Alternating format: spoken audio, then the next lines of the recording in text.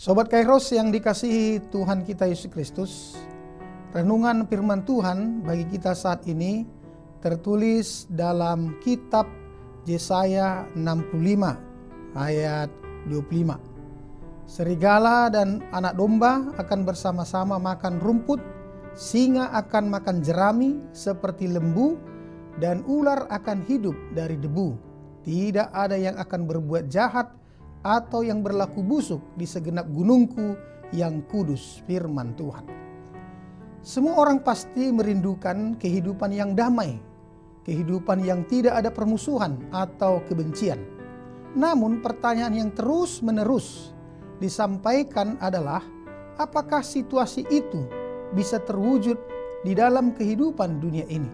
Setiap saat kita mendengarkan dan melihat deru perang di berbagai belahan dunia, saling menjatuhkan satu dengan yang lain, kebencian dan dendam membahana di dalam relung-relung hati kita.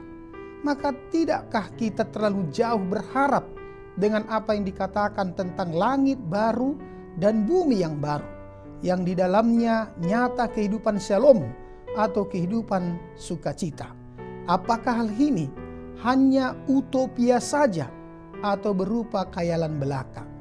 Teks kita hari ini menggambarkan masa depan yang sangat indah, yakni sebuah dunia baru dengan kondisi yang dirindukan semua manusia, di mana serigala dan anak domba akan bersama-sama makan rumput, singa akan makan jerami seperti lembu, dan ular akan hidup dari debu.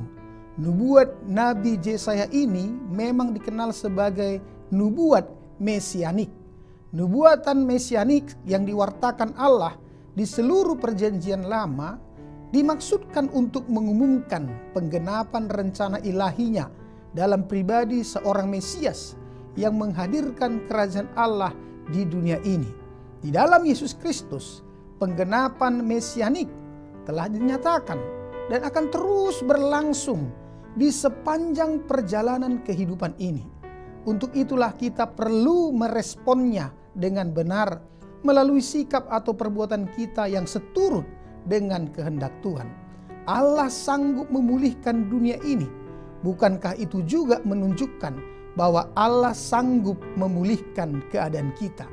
Pembaharuan yang dilakukan oleh Allah di dalam nats ini bukanlah sekedar menghilangkan yang lama lalu menciptakan yang baru dari awal atau neos, tetapi lebih menekankan pembaharuan yang sudah ada, kainos.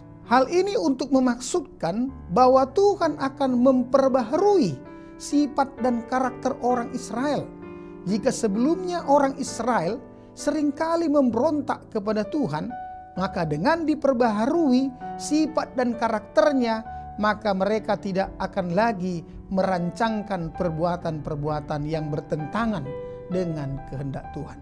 Itulah sebabnya dikatakan tidak akan ada yang akan berbuat jahat atau berlaku busuk di segenap gunungku yang kudus.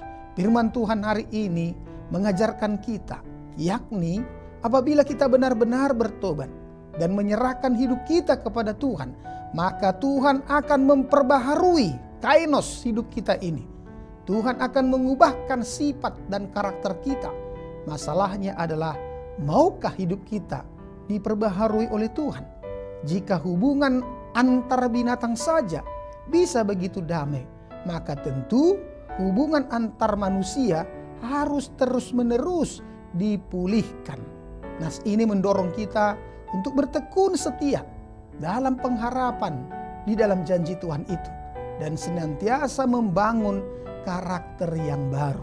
Karena penggenapan rancangan Tuhan tersebut sudah berjalan dari masa ke masa.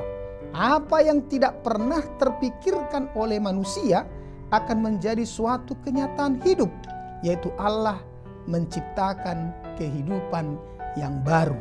Untuk itu diri kita dipanggil secara terus-menerus membuka diri mengalami pembaharuan. Amin. Selamat beraktivitas, Sobat Kairos. Tuhan Yesus memberkati. Shalom.